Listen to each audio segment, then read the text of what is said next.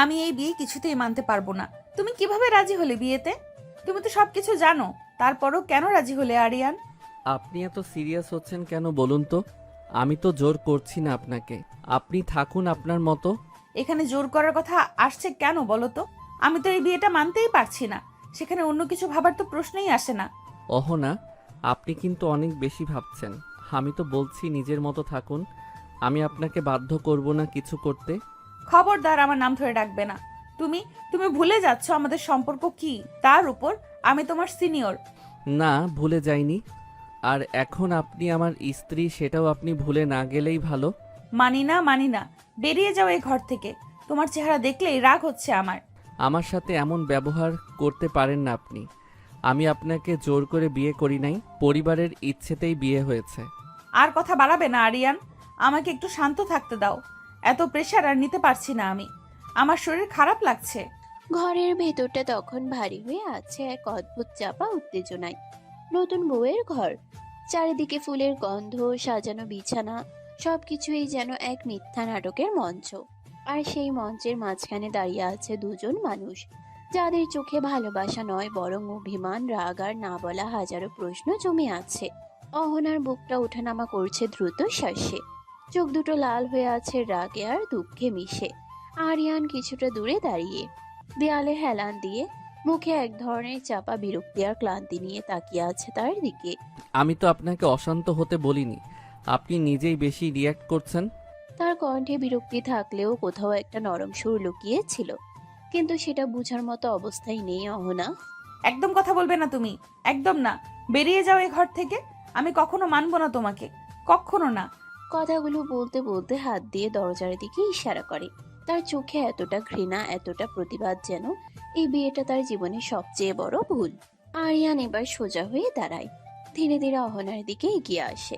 তার চোখে এবার একটু তীক্ষ্ণতা। যদি না মানেন তাহলে রাজি হলেন কেন বিয়েতে? এই একটা প্রশ্ন যেন পুরো ঘরটাকে স্তব্ধ করে দেয়। অহনাও কিছুক্ষণের জন্য চুপ হয়ে যায়। তার চোখে জল চিকচিক করে ওঠে, কিন্তু সে নিজেকে সামলে নেয়। আমি রাজি হইনি। কখনোই না। বাবা বাবা আমাকে ব্ল্যাকমেল করে রাজি করিয়েছে। শেষ কথাটা বলতে গিয়ে তার গলা কেঁপে ওঠে। সে মুখ ঘুরিয়ে নেয়, যেন আরিয়ান তার চোখের জল না দেখতে পায়। তুমি জানো না। তুমি কিছুই জানো না। একটা মেয়ের জন্য নিজের ইচ্ছের বিরুদ্ধে বিয়ে করা কতটা কঠিন, কতটা অপমানজনক। সে ধীরে ধীরে বিছানার পাশে গিয়ে বসে পড়ে, মাথাটা দু হাতে চেপে ধরে। আমি তো আগেই সব হারিয়েছি। আমার অতীত, আমার ভালোবাসা, আমার জীবনটা। তারপরও কেন আমাকে আবার এই বন্ধনে জড়িয়ে দেওয়া হলো? কেন? তার গলার কাঁপন এবার স্পষ্ট হয়ে ওঠে। আরিয়ান চুপ করে দাঁড়িয়ে থাকে। তার চোখে প্রথমবারের মতো এক ঝলক দ্বিধা দেখা যায়। সে হয়তো কিছু বলতে চেয়েছিল, কিন্তু থেমে যায়। কিছুক্ষণ নীরবতার পর সে ধীরে ধীরে বলে, তাহলে আমাকে কেন শাস্তি দিচ্ছেন? আমি তো কিছুই করিনি। তার কণ্ঠে এবার আর আগের মতো জেদ নেই, বরং এক ধরনের ক্লান্তি আর চাপা কষ্ট মিশে আছে। অহনা হঠাৎ মাথা তুলে তাকায়, চোখে আগুন। কারণ তুমি এই বিয়েতে রাজি হয়েছিলে। সব জানার পরেও তুমি হ্যাঁ বলেছিলে। এই কথাটা যেন আরিয়ানের বুকের ভিতর কোথাও গিয়ে লাগে। সে কিছুক্ষণ চুপ থাকে, তারপর ঠোঁটের কোণে হালকা তাচ্ছিলের হাসি ফুটে ওঠে তার। সব জানার পরেও রাজি হয়েছিলাম। হ্যাঁ, কারণ সবাই আপনার মতো পালিয়ে যেতে পারে না। আপনি বিশ্রাম নিন, শরীর খারাপ বলছিলেন। আমি বাইরে যাচ্ছি। দরজার কাছে গিয়ে সে থামে, একবার পেছনে তাকায়। অহনাকে দেখা যাচ্ছে সে নিঃশব্দে কাঁদছে, কিন্তু তবুও সে আর কিছু বলে না। ধীরে ধীরে দরজা খুলে বাইরে বেরিয়ে যায় আরিয়ান, আর ঘরের ভেতরে একা বসে থাকে অহনা। তার চারপাশে সাজানো ফুলগুলো যেন আজ তাকে ব্যঙ্গ করছে। তার ঠোঁট কাঁপতে থাকে। এই বিয়ে আমি কখনো মেনে নেব না। কখনো না। ছাদের উপর রাতটা যেন আরো নিঃশব্দ, আরো গভীর। আকাশে চাঁদ আছে, কিন্তু সেই আলো আজ আরিয়ানের মনে এক ফোঁটা শান্তি দিতে পারছে না। চারদিকে হালকা ঠান্ডা বাতাস বইছে, কিন্তু তার ভেতরের অস্থিরতা যেন থামতেই চাইছে না। আরিয়ান ধীরে ধীরে ছাদের রেলিং এর কাছে গিয়ে দাঁড়ায়, দু হাত পকেটে ঢুকিয়ে নিচের অন্ধকারে তাকিয়ে থাকে। মাথার ভিতর বারবার ঘুরে ফিরে আসছে অহনা সেই কথাগুলো। আমি কখনো মানবো না তোমাকে। তার বুকের ভেতরটা হঠাৎ করে ভারী হয়ে যায়। সে চোখ বন্ধ করে একটা লম্বা নিঃশ্বাস ফেলে। আরিয়ান মনে মনে বলে, আমি কি সত্যি ভুল করলাম এই বিয়ে করে? যে মানুষটা আমাকে সহ্যই করতে পারে না সে কি কখনো আমাকে নিজের মতো করে মেনে নেবে, নাকি এই সম্পর্কটা শুরু হওয়ার আগেই শেষ হয়ে গেছে? তার চোখে এক ঝলক কষ্ট ভেসে ওঠে, কিন্তু সে সেটা লুকিয়ে ফেলে, কারণ সে এমন একজন মানুষ যে নিজের দুর্বলতা কাউকে দেখাতে চায় না। ঠিক তখনই পেছন থেকে কারো পায়ের শব্দ ভেসে আসে।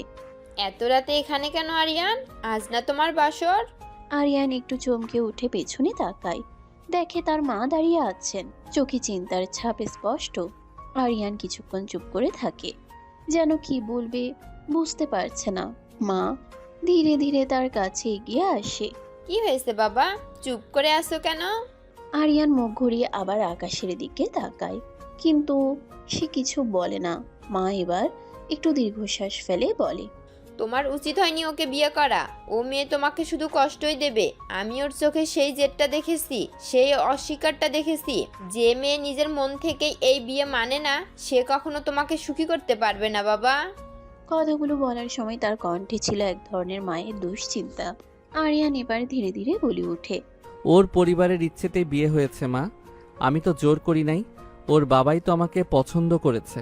সে একটু থামে, তারপর নিচের দিকে তাকিয়ে আবার বলে, আমি যদি না করতাম তাহলে হয়তো ওকে আরো খারাপ কোনো পরিস্থিতির মধ্যে পড়তে হতো।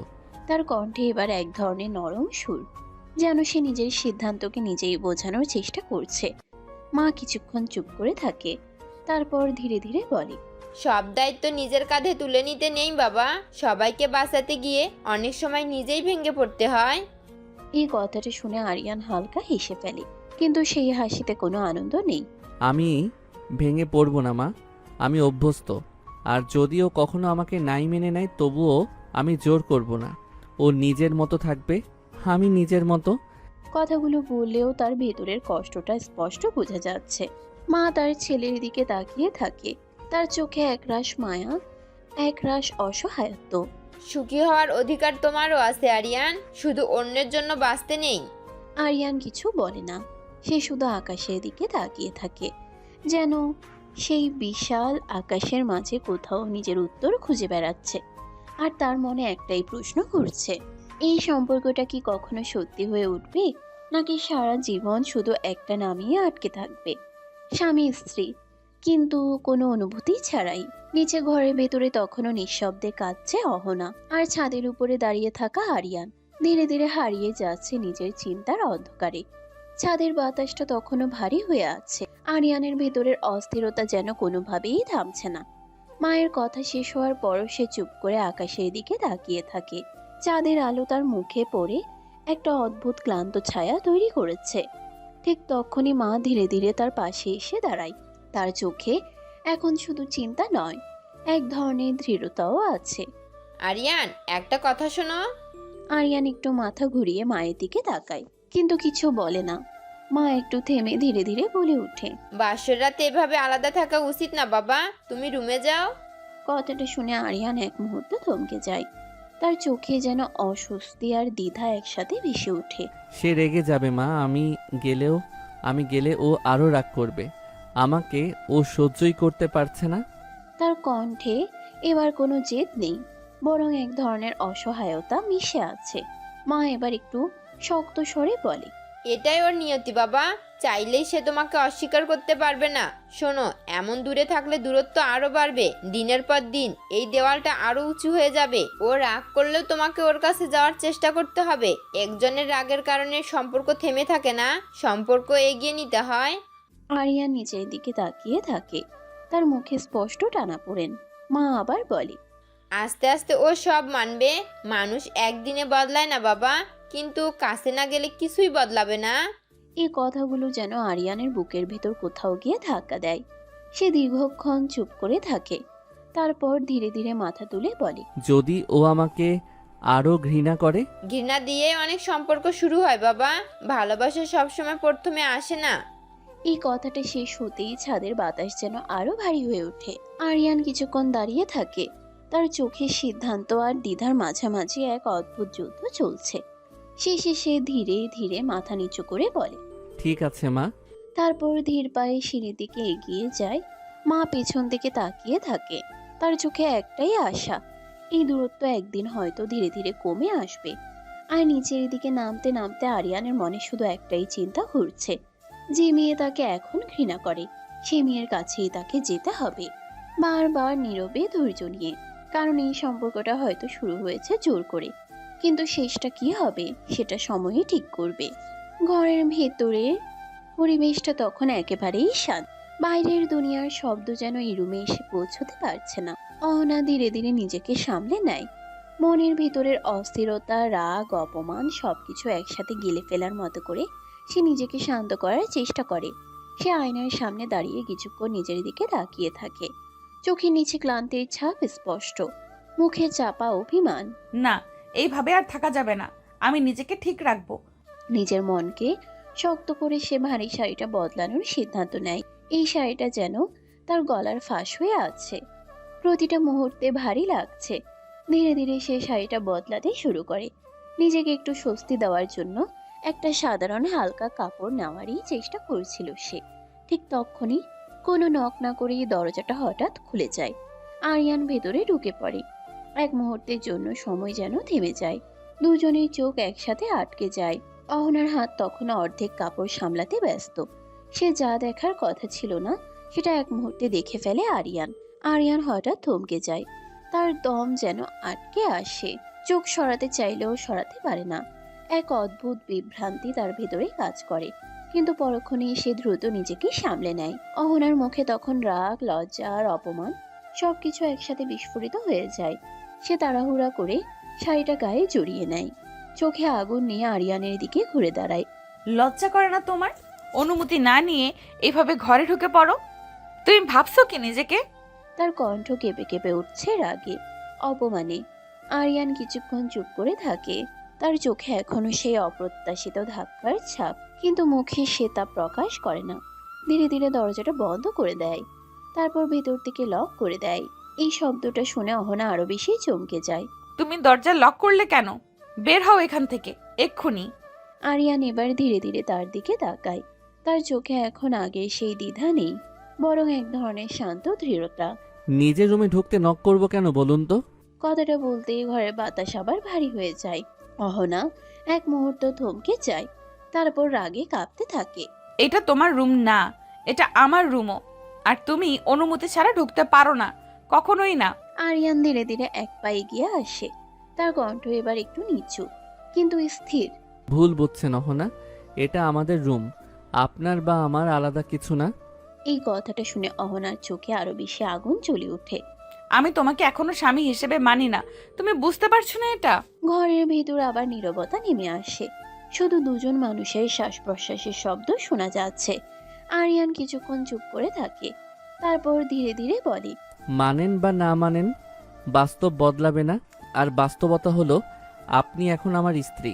কথাটা বলার পর সে চোখ নামিয়ে নেয় না, বরং সরাসরি তাকিয়ে থাকে। অহনার বুকের ভেতরটা ধক করে ওঠে। সে কিছু বলতে চায় কিন্তু শব্দ খুঁজে পায় না। ঘরের ভেতরের বাতাসটা তখন ভারী হয়ে গেছে। শব্দগুলো যেন একটার পর একটা ধাক্কা খেয়ে ফিরে আসছে দেয়ালে। অহনার চোখে রাগ, অপমান আর এক অদ্ভুত অবিশ্বাস জমে আছে। আর আরিয়ানের মুখে জমে থাকা শান্ত রাগটা ধীরে ধীরে ভয়ঙ্কর হয়ে উঠছে। অহনা হঠাৎ করে সামনে এগিয়ে এসে কাঁপা কাঁপা গলায় বলে ওঠে, কেন বিয়ে করলে আমাকে? আমার বাবার টাকা দেখে? না হলে একজন বিধবা মেয়েকে কেউ কেন বিয়ে করবে বলো? কথাটা যেন ঘরের বাতাসে আগুন ধরিয়ে দেয়। আরিয়ান এক মুহূর্ত চুপ থাকে, তারপর তার চোখ হঠাৎ কঠিন হয়ে যায়। এক ঝটকায় সে এগিয়ে এসে অহনার দুই হাত শক্ত করে ধরে ফেলে। ছাড়ো, কি করছো তুমি? ভাষা ঠিক করুন, আমি লোভী না। এটা বুঝতে কতবার বলবো আপনাকে? তার কণ্ঠে রাগ থাকলেও ভেতরে ছিল আহত অভিমান। অহনা তবুও থামে না, চোখে আগুন নিয়ে চিৎকার করে ওঠে, 100 বার তুমি লোভী, তা না হলে আমাকে বিয়ে করতে না। আমার বাবার টাকার জন্যই তুমি রাজি হয়েছো। এই কথাটা শোনার পর আরিয়ান যেন আর নিজেকে সামলাতে পারে না। তার চোখে রাগের সাথে সাথে এক অদ্ভুত যন্ত্রণাও ফুটে ওঠে। সে একটু সামনে ঝুঁকে এসে ধীরে ধীরে বলে, আপনি কি বুঝতে চান না আমি কেন করেছি? আমি কারো টাকার জন্য কিছু করিনি। মিথ্যা, সব মিথ্যা। এই অপমান, এই সন্দেহ সবকিছু মিলে আরিয়ানকে ভেতর থেকে ভেঙে দিচ্ছিল। তার ধৈর্যের শেষ সীমাটা যেন একেবারে শেষ হয়ে যায়। সে এক মুহূর্তে অহনার হাত ছেড়ে দেয়, তারপর নিচু গলায় কিন্তু ভয়ঙ্কর দৃঢ়তায় বলে ওঠে, আপনি যদি আমাকে বারবার অপমান করেন তাহলে আপনাকেও সেই রাগের ফল ভোগ করতে হবে। আমি আপনাকে জোর করে সম্মান চাই না, কিন্তু অপমানও সহ্য করব না। তো কি করবে তুমি? আরিয়ান এক পা এগিয়ে আসে, চোখ সরাসরি তার দিকে, কণ্ঠটা এবার একদম নিচু, ঠান্ডা, কিন্তু ভেতরে আগুন। এত জেদ দেখালে সম্পর্কটা শুধু নামেই থাকবে না, ধীরে ধীরে সবকিছুই বাস্তব হবে, দায়িত্ব, সীমাও। এই কথাটা বলার পর ঘরটা একেবারে নিস্তব্ধ হয়ে যায়। অহনা এক মুহূর্তের জন্য থমকে যায়। সে কিছু বলতে যায়, কিন্তু শব্দ গলা পর্যন্ত এসে আটকে যায়। আরিয়ান আর কিছু না বলে ধীরে ধীরে ব্যালকনির দরজার দিকে এগিয়ে যায়। তারপর দরজার কাছে দাঁড়িয়ে একবার পেছনে তাকায়। আমাকে লোভী বলার আগে একবার সত্যটা বোঝার চেষ্টা করুন। কথাটা বলেই সে দরজা খুলে ব্যালকনিতে যায়। আর ঘরের ভিতরে অহনা দাঁড়িয়ে থাকে একা। তার চোখে রাগ আছে, কিন্তু তার নিচে কোথাও একটা অজানা অস্থিরতা জমে যাচ্ছে, যেটার নাম সে নিজেও এখনো বুঝতে পারছে না। ব্যালকনির রাতটা তখন আরো ঠান্ডা হয়ে গেছে। শহরের আলো দূরে দূরে ঝিকমিক করছে, আর সেই আলো ছাপিয়ে শুধু একজোড়া অস্থির মানুষ আর এক অদ্ভুত নীরবতা। আরিয়ান ব্যালকনির রেলিংয়ের কাছে বসে আছে, এক হাতে সিগারেট আর এক হাতে নিজের ভেতরের অস্থিরতা সামলানোর চেষ্টা। সে ধীরে ধীরে সিগারেটটা ঠোঁটে তুলে, আগুন জ্বলে উঠে, ধোঁয়া আকাশে উঠে মিলিয়ে যায়, ঠিক যেন তার মনের ভেতরের অশান্ত চিন্তাগুলোর মতো। আরিয়ান মনে মনে বলে, সবকিছু এত জটিল কেন হচ্ছে? আমি কি সত্যি কিছু ভুল করছি, নাকি শুধু বুঝতে পারছি না?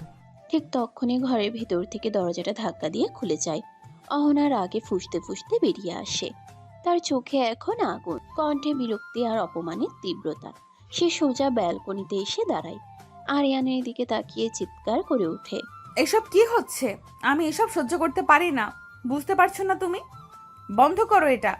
তার কণ্ঠ কাঁপছে, রাগে, অস্বস্তিতে আর এক ধরনের অদ্ভুত কষ্টে। আরিয়ান ধীরে ধীরে সিগারেটটা নামায় না, বরং একবার তার দিকে তাকিয়ে ঠান্ডা গলায় বলে ওঠে, বাসর রাতে তো বউকে কাছে টেনে নেওয়ার কথা ছিল, কিন্তু বউ তো সেটা করতে দিচ্ছে না। সে একটু থামে, তারপর সিগারেটের ধোঁয়া ছেড়ে দেয় পাশে।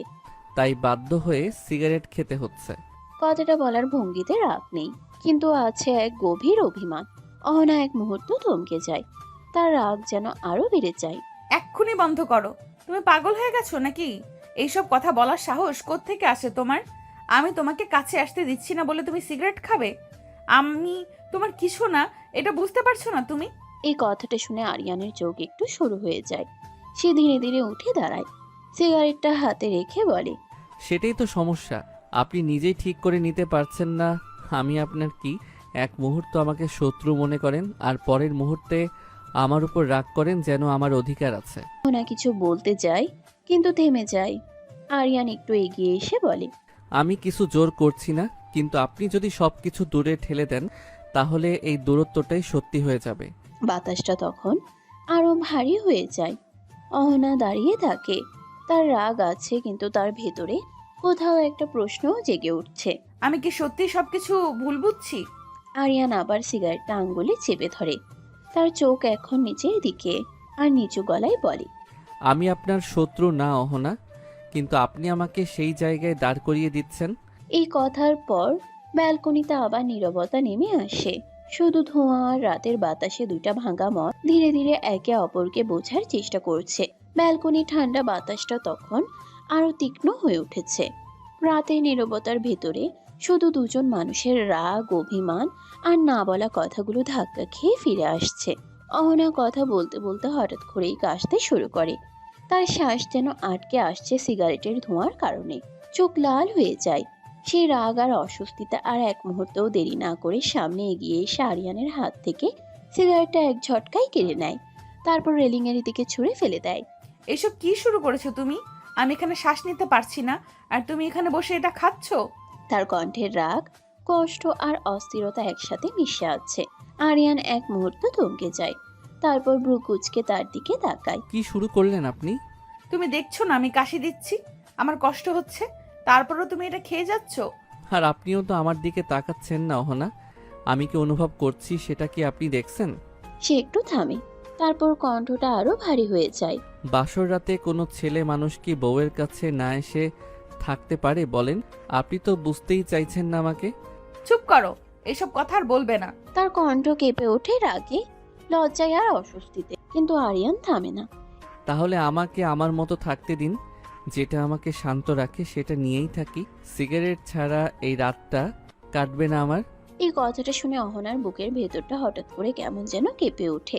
রাগটা আরো বেড়ে যায়, কিন্তু সাথে সাথে কোথাও একটা অজানা কষ্টও জমে যায়।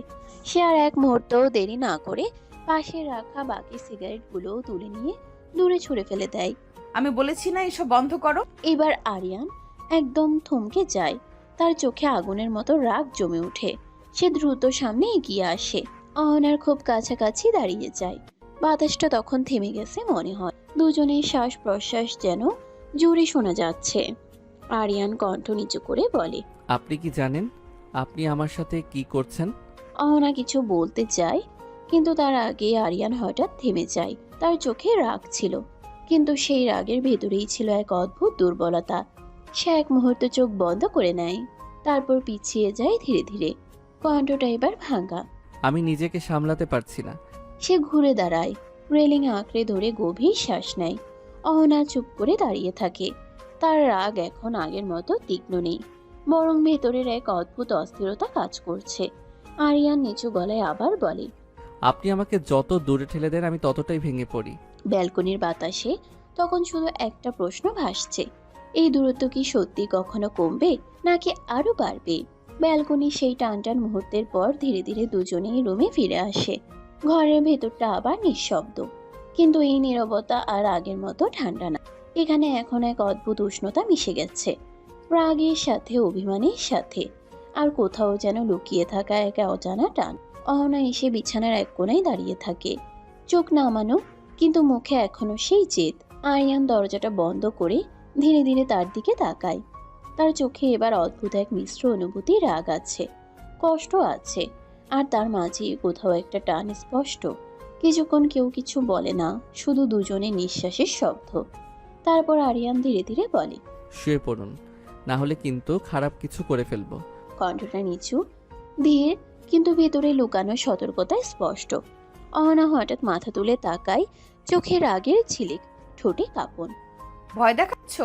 আরিয়ান এক পা এগিয়ে আসে, তার চোখ এবার সরাসরি অহনার চোখে। ভয় না, সতর্ক করছি, পরে যাতে আমাকে দোষ না দেন। এই কথাটা শুনে অহনার মুখটা লাল হয়ে যায়। রাগে সে বলে ওঠে, অসভ্য একটা। কথাটা বলেই সে অন্যদিকে মুখ ঘুরিয়ে নেয়। কিন্তু এই একটুকু দূরত্বই যেন আরিয়ানের জন্য যথেষ্ট ছিল না। তার ভেতরে জমে থাকা অনুভূতিগুলো হঠাৎ করে নিয়ন্ত্রণের বাইরে চলে যায়। এক মুহূর্তে সে সামনে এগিয়ে আসে, অহনাকে নিজের দিকে টেনে নেয়। অহনা কিছু বুঝে ওঠার আগেই তার ঠোঁট আটকে যায় আরিয়ানের ঠোঁটে। একটা আকস্মিক, তীব্র, অপ্রত্যাশিত স্পর্শ। অহনার পুরো শরীর কেঁপে ওঠে, তার চোখ বড় হয়ে যায়, হাত দুটো বাতাসে স্থির হয়ে যায়। সে প্রথমে ঠেলে সরাতে চায়, কিন্তু সেই চেষ্টাটা যেন ঠিকমতো জোর পায় না। সময় যেন কয়েক মুহূর্তের জন্য থেমে যায়। আরিয়ান ধীরে ধীরে একটু সরে আসে, তার শ্বাস ভারী, চোখে অদ্ভুত এক নেশা আর অস্থিরতা। সে নিচু গলায় বলে, সাবধান করেছিলাম, শুনেন নাই, এবার সামলান। কথাটা বলেই আবার ঝুঁকে পড়ে, আবার সেই একই তীব্রতায় অহনাকে নিজের কাছে টেনে নেয়। এবার অহনার চোখ ধীরে ধীরে বন্ধ হয়ে আসে। তার ভেতরের রাগ এখনো আছে, কিন্তু সেই রাগের মাঝেও অদ্ভুত এক অনুভূতি ধীরে ধীরে জায়গা করে নিচ্ছে। ঘরের বাতাস ভারী হয়ে ওঠে, রাতটা যেন অন্যরকম হয়ে যায়। একটা সম্পর্ক যা শুরু হয়েছিল জোর করে, সেটা ধীরে ধীরে অন্য এক অনুভূতির দিকে এগোতে শুরু করে। কিন্তু এই পথটা সহজ না। এখানে এখনো অনেক জেদ আছে, অনেক ভুল বোঝাবুঝি আছে, আর সেই সব কিছুর মাঝে এই রাত, এই মুহূর্ত দুজনের জীবনে এক অদ্ভুত পরিবর্তনের শুরু করে দেয়। ঘরের ভিতরের আলোটা তখন ম্লান হয়ে এসেছে, রাতটা যেন ধীরে ধীরে আরো গভীর, আরো ভারী হয়ে উঠছে। কিছুক্ষণ আগের উত্তপ্ত মুহূর্তের রেশ এখনো বাতাসে লেগে আছে। দুজন মানুষ খুব কাছাকাছি, তবুও যেন ভীষণ দূরে। আরিয়ান হঠাৎ করেই নিজের ভেতরে সেই অস্থির টানটাকে আর সামলাতে পারে না। এক টানে অহনাকে নিজের দিকে টেনে নেয়। অহনা কিছু বুঝে ওঠার আগেই সে ভারসাম্য হারিয়ে বিছানায় পড়ে যায়। আরিয়ানও তার সাথে ঝুঁকে পড়ে। তার চোখে তখন এক অদ্ভুত ঝড়, রাগ, অভিমান, আকর্ষণ সবকিছু মিশে গেছে একসাথে। সে আবার ঝুঁকে আসে, অহনার ঠোঁটে নিজের ঠোঁট ছুঁয়ে দেয়। এবার স্পর্শটা আগের চেয়ে আরো গভীর, আরো তীব্র। অহনার শরীর কেঁপে ওঠে। সে কিছু বলতে চায়, থামাতে চায়, কিন্তু সেই মুহূর্তে যেন শব্দগুলো হারিয়ে যায়। তার হাত দুটো আরিয়ানের কাঁধে উঠে আসে। ঠেলে সরাতে চায়, কিন্তু সেই চেষ্টাটা দুর্বল হয়ে যায়। ঘরের বাতাস ভারী হয়ে ওঠে, শুধু দুজনে দ্রুত শ্বাস প্রশ্বাস। আরিয়ান ধীরে ধীরে মুখ সরিয়ে অহনার গলার কাছে ঝুঁকে আসে। তার স্পর্শে এক অদ্ভুত কাঁপন ছড়িয়ে পড়ে অহনার শরীরে, তারপর আবার একটু নিচে। অহনা এবার চোখ শক্ত করে বন্ধ করে নেয়। তার বুকের ভেতরটা ধকধক করছে। সে আর কিছু বলতে পারছে না, না থামাতে পারছে, না নিজেকে বোঝাতে পারছে। হঠাৎ অহনার চোখের কোণ বেয়ে নীরব জল গড়িয়ে পড়ে, একটা দুইটা, তারপর সে কান্না আর থামে না। মুহূর্তটা একেবারে বদলে যায়। আরিয়ান হঠাৎ থেমে যায়। তার চোখে যেন হুঁশ ফিরে আসে। সে এক ঝটকায় সরে দাঁড়ায়। কি হয়েছে? আপনি কাঁদছেন কেন? তার কণ্ঠে এবার স্পষ্ট অস্থিরতা। অহনা মুখ ঘুরিয়ে নেয়, কিছু বলে না, শুধু কাঁদতে থাকে। তার সেই নীরব কান্না যেন আরিয়ানের বুকের ভেতর কোথাও গিয়ে লাগে। সে ধীরে ধীরে একটু দূরে সরে বসে, চোখ নিচু, কণ্ঠ ভারী। সরি, আমার এতটা এগোনো উচিত হয়নি। সে কিছুক্ষণ চুপ থাকে, তারপর ধীরে ধীরে খাটের একপাশে শুয়ে পড়ে, পিঠ ঘুরিয়ে নেয় অহনার দিক থেকে। আর কাছে আসবো না, আপনি কাঁদবেন না প্লিজ। তার কণ্ঠে এখন শুধু অনুতাপ। অহনা ধীরে ধীরে চোখ মুছে কাপা গলায় বলে, এমনটা না করলেও পারতে। তার গলায় অভিমান, কষ্ট আর এক অদ্ভুত ভাঙা অনুভূতি। আরিয়ান চোখ বন্ধ করে ফেলে। সরি। একটা ছোট শব্দ, কিন্তু তার ভিতরে অনেক কিছু লুকোনো। ঘরটা আবার নিঃশব্দ হয়ে যায়। দুজনেই একই বিছানায়, কিন্তু মাঝখানে তৈরি হয়ে গেছে এক অদৃশ্য দেয়াল, যেটা ভাঙতে সময় লাগবে, অনেকটা সময়।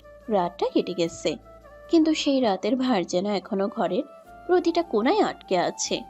একই বিছানায় থেকেও দুজন মানুষ কতটা দূরে থাকতে পারে, তার প্রমাণ যেন এই ঘর। সকালের হালকা রোদ পর্দার ফাঁক দিয়ে ঢুকে পড়েছে। আলো এসে পড়েছে অহনার মুখে। অহনা ধীরে ধীরে চোখ খোলে, কিছুক্ষণ স্থির হয়ে বসে থাকে। তার চোখে ক্লান্তি, মাথায় গত রাতের সব মুহূর্ত একসাথে ভিড় করে আসে। সে হালকা করে উঠে বসে, চোখ ঘুরিয়ে দেখে খাটের অন্য পাশে আরিয়ান এখনো ঘুমিয়ে, মুখটা শান্ত, যেন রাতের কোনো ঝড় তার উপর দিয়ে যায়নি। অহনার বুকটা হালকা কেঁপে ওঠে। সে দ্রুত চোখ সরিয়ে নেয়, ফ্রেশ হয়ে আসে। ঠিক তখনই দরজায় টোকা পড়ে। অহনা একটু চমকে ওঠে, তারপর ধীরে ধীরে উঠে গিয়ে দরজাটা খুলে দেয়। দেখে আরিয়ানের ভাবি দাঁড়িয়ে আছে, মুখে হালকা হাসি। আরিয়ান, ওঠো, খেতে ডাকছে সবাই। তারপর চোখ পড়ে অহনার দিকে। ভাবি অহনার দিকে তাকিয়ে একটা মিষ্টি হাসি দিয়ে বলে, ওহো, তুমি তো উঠে গেছো, ভালো, যাও ফ্রেশ হয়ে এসো। জি, আমি হাত মুখ ধুয়েছি। ভাবি একবার ভালো করে তার দিকে তাকায়। তার সেই অভিজ্ঞ চোখে অনেক কিছুই ধরা পড়ে। সে হালকা হাসি দিয়ে বলে, আমি হাত মুখ ধুতে বলিনি, গোসল করে আসো। কথাটা শুনে অহনার মুখটা হালকা লাল হয়ে যায়। সে একটু ইতস্তত করে বলে, তেমন কিছু হয়নি ভাবি। তার গলাটা নিচু, লাজুক, একটু অস্বস্তিও আছে। ভাবি কিছুক্ষণ চুপ করে তাকিয়ে থাকে, তার চোখে এবার একটু বোঝার হাসি। আচ্ছা ঠিক আছে, নিচে চলো, সবাই অপেক্ষা করছে। অহনা মাথা নেড়ে সম্মতি দেয়। ভাবি তারপর ভেতরে ঢুকে খাটের দিকে এগিয়ে যায়। আরিয়ান তখনও গভীর ঘুমে। ভাবি হালকা করে ডাক দেয়, এই আরিয়ান, উঠো, নিচে খেতে ডাকছে। আরিয়ান কেঁপে ওঠে, ধীরে ধীরে চোখ খুলে। মাথাটা ভারী লাগছে তার। সে আদৌ ঘুমের ভেতরেই বলে, উঠছি। ভাবি একটু হাসে, তারপর বাইরে বেরিয়ে যায়। অহনা দরজার পাশে দাঁড়িয়ে থাকে, একবার তাকায় আরিয়ানের দিকে। তার চোখে এখন আর আগের মতো শুধু রাগ নেই, বরং কোথাও একটা অদ্ভুত অস্বস্তি আর না বলা অনেক প্রশ্ন। তারপর ধীরে ধীরে ঘর থেকে বেরিয়ে যায়, আর পেছনে পড়ে থাকে এক ঘর, যেখানে একটা সম্পর্ক ধীরে ধীরে বদলাতে শুরু করেছে। সিঁড়ি দিয়ে ধীরে ধীরে নিচে নামছে অহনা। প্রতিটা ধাপ যেন আস্তার কাছে ভারী লাগছে। ঘরের ভেতরের পরিবেশটা একদম আলাদা। ডাইনিং টেবিলে সকালের নাস্তা সাজানো, চারদিকে স্বাভাবিক একটা পারিবারিক ব্যস্ততা, কিন্তু সেই স্বাভাবিকতার মাঝেও অহনার ভেতরে অস্বস্তি থামছে না। সে নিচে নামতেই আরিয়ানের মা তার দিকে তাকিয়ে থাকে কিছুক্ষণ, একদম মাথা থেকে পা পর্যন্ত ভালো করে লক্ষ্য করে। তার সেই দৃষ্টিতে যেন খোঁজ নেওয়া আছে, বোঝার চেষ্টা আছে। তারপর ধীরে ধীরে বলে, এসো মা, বসো। অহনা মাথা নিচু করে চুপচাপ গিয়ে টেবিলের একপাশে বসে পড়ে। তার চোখ নিচে, হাত দুটো একসাথে জড়ানো। মা আবার চারদিকে তাকিয়ে বলে, আরিয়ান কোথায়? ও এখনো উঠেনি মা, ডেকে দিয়েছি, চলে আসবে। মা একটু দীর্ঘশ্বাস ফেলে, তারপর আবার অহনার দিকে তাকায়। আচ্ছা, আগে তুমি খেয়ে নাও। তিনি নিজের হাতে প্লেটে খাবার তুলে দেন অহনার সামনে। অহনা ধীরে ধীরে প্লেটের দিকে তাকায়, কিন্তু তার খেতে ইচ্ছে করছে না একদমই। মুখে কোনো কথা নেই, শুধু নিঃশব্দে বসে আছে।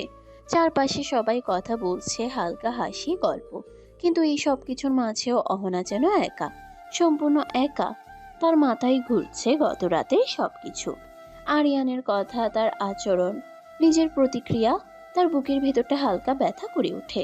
সে চামচটা হাতে নেয়, কিন্তু মুখ তুলতে পারে না। মা সেটা লক্ষ্য করে। কি হলো মা, খাচ্ছ না কেন? অহনা একটু চমকে ওঠে, তারপর নিজেকে সামলে নিয়ে হালকা করে বলে, জি, খাচ্ছি। কিন্তু তার কণ্ঠে প্রাণ নেই। সে জোর করে এক লোকমা মুখে দেয়, কিন্তু খাবারের স্বাদ যেন একদমই অনুভব করতে পারছে না। এই বাড়ি, এই মানুষগুলো, সবকিছুই তার কাছে এখন অচেনা।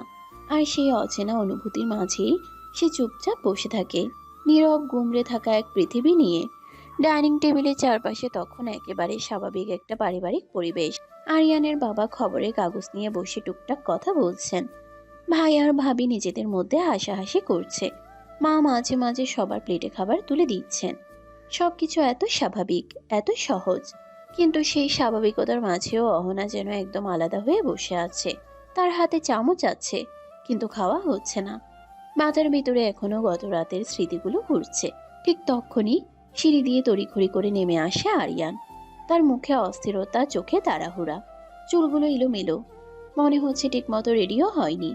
সে সরাসরি দরজার দিকে এগোতে চায়। মা অবাক হয়ে তাকিয়ে বলে, কি হয়েছে, এত তাড়াতাড়ি কোথায় যাচ্ছ? আন্টি অসুস্থ হয়ে গেছে মা, আমাকে এখনই যেতে হবে। এই কথাটা শুনে টেবিলে এক মুহূর্তে নীরবতা নেমে আসে। মা আতঙ্কিত হয়ে বলে, সে কি, কাল তো ভালোই ছিল। জানি না মা, আমি গিয়ে দেখে আসি। তার কণ্ঠে অস্থিরতা এতটাই স্পষ্ট যে কেউ আর কিছু বলতে পারে না। ঠিক তখনই চুপচাপ বসে থাকা অহনা হঠাৎ মাথা তুলে তাকায়। তার ভিতরে একটা অজানা কৌতূহল আর অস্বস্তি কাজ করে। কে অসুস্থ? তার প্রশ্নটা নরম কিন্তু স্পষ্ট। আরিয়ান একবার তাকায় তার দিকে। তার চোখে মুহূর্তের জন্য কিছু একটা ঝিলিক দেয়, কিন্তু পরক্ষণেই সে মুখ শক্ত করে ফেলে। আপনার জানার দরকার নেই, আপনি খান। কথাটা খুব ঠান্ডা গলায় বলে। অহনা থমকে যায়। এই কথাটা যেন সরাসরি গিয়ে লাগে তার ভেতরে। আরিয়ান আর এক সেকেন্ডও দাঁড়ায় না, দ্রুত দরজার দিকে এগিয়ে যায়। তার পায়ের শব্দ ধীরে ধীরে দূরে মিলিয়ে যায়। ঘরের ভেতর আবার নীরবতা, কিন্তু এই নীরবতা আগের মতো না। এখানে এখন একটা অজানা প্রশ্ন ঝুলে আছে। অহনা চুপ করে বসে থাকে, তার চোখ দরজার দিকে। তার বুকের ভেতরটা কেমন যেন অদ্ভুতভাবে কেঁপে ওঠে। সে নিজেও বুঝতে পারে না কেন তার মনে হচ্ছে এই আন্টি কথাটার ভেতরে লুকিয়ে আছে অন্য কিছু। ডাইনিং টেবিলের চারপাশে পরিবেশটা ধীরে ধীরে ফাঁকা হয়ে আসছে। একজন একজন করে সবাই খাওয়া শেষ করে উঠে যাচ্ছে। আরিয়ানের বাবা গ্লাসটা সরিয়ে রেখে ধীরে ধীরে উঠে গেলেন। মা প্লেটগুলো গুছাতে ব্যস্ত হয়ে পড়লেন। ভাই আর ভাবি নিজেদের মধ্যে গল্প করতে করতে উঠে গেল, কিন্তু টেবিলের এক কোণায় এখনো চুপচাপ বসে আছে অহনা। তার সামনে প্লেটটা প্রায় ভরাই পড়ে আছে, চামচটা হাতেই ধরা, কিন্তু আর একটাও লোকমা মুখে তোলার ইচ্ছা নেই। তার চোখ নিচে, মুখে কোনো ভাব নেই, কিন্তু ভেতরে ভেতরে যেন অনেক কিছু জমে আছে। ভাবে আবার ফিরে এসে তার সামনে দাঁড়ায়, একটু অবাক হয়ে তাকায় প্লেটের দিকে। কি ব্যাপার অহনা, এখনো খাচ্ছ না কেন? আর খাবো না, ভালো লাগছে না। কথাটা খুব আস্তে বলে, যেন নিজের মধ্যেই ডুবে আছে। ভাবি একটু তাকিয়ে থাকে, কিছু বলতে যাবে, ঠিক তখনই বাইরে থেকে দরজার সামনে গাড়ির শব্দ শোনা যায়। সবাই একটু চমকে তাকায়। কিছুক্ষণ পর দরজা দিয়ে ভেতরে ঢোকেন অহনার বাবা। হাতে বড় বড় কয়েকটা ব্যাগ, ফল, মিষ্টি, উপহার, অনেক কিছু নিয়ে এসেছেন। তার মুখে একটা হাসি আছে, কিন্তু সেই হাসির আড়ালে একটা অস্বস্তিও লুকিয়ে আছে। মা দ্রুত এগিয়ে যান। আরে ভাই, আসেন আসেন, এত কিছু আনতে হলো কেন? মেয়ের বাড়িতে আসছি, খালি হাতে আসি নাকি? বাবাও এগিয়ে এসে সালাম দেয়। ঘরের ভেতরে একটা আপ্যায়নের পরিবেশ তৈরি হয়ে যায়। চা, পানি, বসার ব্যবস্থা, সবকিছু নিয়ে ব্যস্ত হয়ে পড়ে সবাই। কিন্তু এই সব কিছুর মাঝেও অহনা একদম চুপচাপ বসে থাকে। তার চোখ একবারও বাবার দিকে ওঠে না। তার ভেতরে জমে থাকা অভিমানটা যেন হঠাৎ করে আরো তীব্র হয়ে ওঠে। যে মানুষটা আমার জীবনটা নিজের মতো করে ঠিক করে দিল, আমি তার সাথে কথা বলবো কেন? তার হাত শক্ত হয়ে যায়, চোখের কোণে জল জমে, কিন্তু সে মাথা নিচু করেই রাখে। বাবা একবার তাকান তার দিকে। এই মেয়ের আচরণ দেখে তার মুখটা একটু থেমে যায়, কিন্তু তিনি কিছু বলেন না, শুধু চুপচাপ বসে থাকেন। আর চারপাশে চলতে থাকে সৌজন্যতা, আপ্যায়ন, আর মাঝখানে বসে থাকে অহনা, একটা ভাঙা অভিমান নিয়ে, যেটা এখনো কারোর সামনে প্রকাশ করতে পারছে না সে। ঘরের ভিতরের পরিবেশটা তখন একটু শান্ত হয়ে এসেছে। ড্রয়িং রুমে বসে সবাই টুকটাক কথা বলছে, চায়ের কাপের টুংটাং শব্দ, হালকা হাসি, সবকিছু মিলিয়ে একটা ভদ্র স্বাভাবিক পরিবেশ। কিন্তু সেই স্বাভাবিকতার মাঝেও একটা চাপা অস্বস্তি ঘুরে বেড়াচ্ছে, যেটা শুধু দুজন মানুষই ঠিক মতো অনুভব করছে, অহনা আর তার বাবা। আরিয়ানের মা একবার দুজনের দিকে তাকিয়ে বিষয়টা বুঝে ফেলেন। তার অভিজ্ঞ চোখে কিছুই লুকানো থাকে না। তিনি হালকা গলায় বলেন, অহনা, তোমার বাবাকে রুমে নিয়ে যাও মা, তোমরা একটু কথা বলো। কথাটা বলার ভিতরে একটা নরম নির্দেশ ছিল। অহনা কোনো উত্তর দেয় না, শুধু ধীরে ধীরে উঠে দাঁড়ায়। তার মুখে কোনো অভিব্যক্তি নেই, চোখ নিচু। সে সোজা নিজের রুমের দিকে হাঁটতে শুরু করে। তার বাবা একটু ইতস্তত করে, তারপর ধীরে ধীরে মেয়ের পেছন পেছন রুমে ঢুকে পড়েন। দরজাটা আস্তে করে বন্ধ হয়ে যায়। ঘরের ভেতর আবার সেই নিঃশব্দতা। অহনা গিয়ে বিছানার পাশে দাঁড়ায়, দেয়ালের দিকে তাকিয়ে থাকে। তার বাবা কিছুক্ষণ চুপচাপ মেয়ের দিকে তাকিয়ে থাকেন। মেয়ের এই দূরত্বটা যেন তাকে ভেতর থেকে কষ্ট দিচ্ছে। অবশেষে তিনি ধীরে ধীরে বলেন, রাগ করে আসিস? কথাটা খুব নরম, খুব সাবধানে বলা। অহনা হালকা হাসার চেষ্টা করে, কিন্তু সেই হাসিতে কষ্ট লুকানো। রাগ করব কেন? তুমি তো তোমার ইচ্ছে মতোই সব করো সব সময়। তার কণ্ঠে সরাসরি রাগ নেই, কিন্তু কথাগুলো যেন ধারালো। সে ধীরে ধীরে ঘুরে দাঁড়ায়, চোখে জমে থাকা অভিমান স্পষ্ট হয়ে ওঠে। আগের বারও নিজের ইচ্ছে মতোই সব করেছিলে, এবারও তাই করলে। এই কথাটা শুনে তার বাবার মুখটা একটু নিস্তব্ধ হয়ে যায়। তিনি ধীরে ধীরে এগিয়ে আসেন। আমি তো তোর ভালোর জন্যই করছি মা। তার কণ্ঠে অপরাধ বোধ, কিন্তু সেই সাথে নিজের সিদ্ধান্তের প্রতি একটা বিশ্বাসও আছে। অহনা মাথা নাড়ে, চোখ সরিয়ে নেয়। এইসব নিয়ে আর কথা বাড়াতে চাই না। কথাটা বলার ভঙ্গিতে ক্লান্তি, যেন সে আর এই বিষয়টা নিয়ে লড়তে চায় না। ঘরটা আবার নিঃশব্দ হয়ে যায়। দুজন মানুষ, একজন বাবার দায়িত্ব আর ভালোবাসা নিয়ে দাঁড়িয়ে আছে, আরেকজন মেয়ে ভাঙা বিশ্বাস আর অভিমান নিয়ে। কিন্তু দুজনের মাঝের দূরত্বটা এখনো ঠিক আগের মতোই রয়ে গেছে। ঘরের ভিতরের বাতাসটা তখন ভারী হয়ে আছে, কথাগুলো থেমে গেছে, কিন্তু সেই না বলা অনুভূতিগুলো যেন দেয়ালের সাথে লেগে আছে। অহনা জানালার দিকে তাকিয়ে দাঁড়িয়ে, তার চোখে দূরের আকাশ, কিন্তু মনটা আটকে আছে নিজের ভেতরের ঝড়ের মাঝে। তার বাবা কিছুটা চুপচাপ বসে থাকেন। মেয়ের এই দূরত্বটা তার বুকের ভেতরটা কেমন যেন চাপা ব্যথা দিয়ে যায়। অবশেষে তিনি ধীরে ধীরে বলেন, তোকে বাড়িতে নিয়ে যাই, কয়দিন থাকলে তোর মনটাও একটু ভালো লাগবে। তার কণ্ঠে অনুরোধ, একজন বাবার অসহায় চেষ্টা। অহনা কোনো দিকে না তাকিয়েই বলে, আমি যেতে চাই না। কথাটা খুব সোজা, কিন্তু তার ভেতরে কতটা কষ্ট লুকানো সেটা বোঝা যায়। বাবা একটু থেমে যায়, তার চোখে কষ্টটা এবার স্পষ্ট হয়ে ওঠে। আমার প্রতি এত রাগ তোর? কথাটা বলার সময় তার গলা হালকা কেঁপে ওঠে। অহনা এবার ধীরে ধীরে ঘুরে তাকায়। তার চোখে জমে থাকা অভিমান এবার আর লুকোনো থাকে না। রাগ বলছো কেন? তুমি তো আমার পুরো জীবনটাই এলোমেলো করে দিছো। কথাগুলো বলতে বলতে তার গলা ভারী হয়ে আসে। এখন আর এসব নিয়ে কথা না বলাই ভালো। সে আবার মুখ ঘুরিয়ে নেয়, যেন আর এক মুহূর্ত এই কথোপকথন চালাতে চায় না। ঘরটা আবার নিঃশব্দ হয়ে যায়। তার বাবা কিছুক্ষণ স্থির হয়ে বসে থাকেন। মেয়ের কথাগুলো যেন তার বুকের ভেতর কোথাও গভীরভাবে আঘাত করে, কিন্তু তিনি আর কিছু বলেন না। ধীরে ধীরে উঠে দাঁড়ান, একবার মেয়ের দিকে তাকান, তারপর নিঃশব্দে দরজার দিকে হাঁটতে থাকেন। দরজাটা খুলে বাইরে বেরিয়ে যান। অহনা দাঁড়িয়ে থাকে, কিন্তু পেছন ফিরে তাকায় না। নিচে ড্রয়িং রুমে ফিরে আসতেই আরিয়ানের মা এগিয়ে আসেন। কি ভাই, কিছু খেলেন না তো? চলুন একটু খেয়ে নিন। না না, ঠিক আছি। কিন্তু তবুও তাকে বসিয়ে দেওয়া হয়, প্লেট একটু খাবার তুলে দেওয়া হয়। তিনি চুপচাপ দু এক লোকমা খান, মুখে স্বাদ নেই, চোখে যেন অন্য কিছু ভাবনা। তারপর গ্লাসের পানি খেয়ে ধীরে ধীরে উঠে দাঁড়ান। আচ্ছা, আমি তাহলে উঠি। আর একটু বসেন। কিন্তু তিনি আর থাকেন না। দরজার দিকে হাঁটতে হাঁটতে একবার উপরে সিঁড়ির দিকে তাকান, যেখানে তার মেয়ে আছে, কিন্তু সে নিচে নামে না। তিনি নিঃশব্দে বেরিয়ে যান, আর ঘরের ভেতরে থেকে যায় একটা চাপা কষ্ট, একটা অসমাপ্ত সম্পর্কের ভার। সারাটা দিন যেন এক অদ্ভুত নিস্তব্ধতার মধ্যে কেটে যায়। এই বাড়িটা যত বড় ততটাই ফাঁকা লাগে আজ অহনার কাছে। নিচে সবাই নিজেদের মতো ব্যস্ত, কখনো রান্নাঘরের শব্দ, কখনো কারো হাসির আওয়াজ, কিন্তু সেই সব কিছু থেকেই নিজেকে আলাদা করে রেখেছে অহনা। সে প্রায় সারাদিনই নিজের রুমে থাকে, কখনো বিছানায় চুপচাপ শুয়ে, কখনো জানালার পাশে দাঁড়িয়ে বাইরে তাকিয়ে। তার ভেতরের এখনো ঘুরছে গত রাতের স্মৃতি, আজকের সকালের ঘটনাগুলো, বাবার সাথে সেই তিক্ত কথাগুলো। সব মিলিয়ে তার মনটা যেন ভারে ডুবে আছে।